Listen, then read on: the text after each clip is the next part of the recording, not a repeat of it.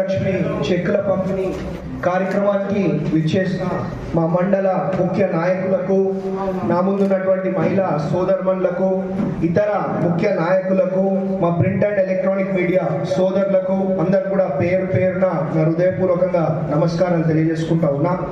అదేవిధంగా మరి శంకరంపేట మండలంలో మరి మన ఎన్నికలు అయిపోయి సంవత్సరం కూడా అయితలేదు.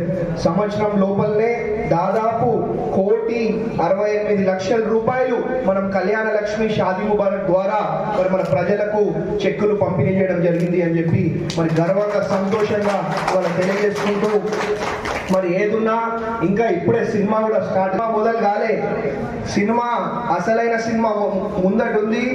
అందరు కూడా మరి ఎవరైతే పిచ్చి పిచ్చి లెక్కలు చేస్తా ఉన్నారో వాళ్ళని హెచ్చరిస్తా ఉన్నాం.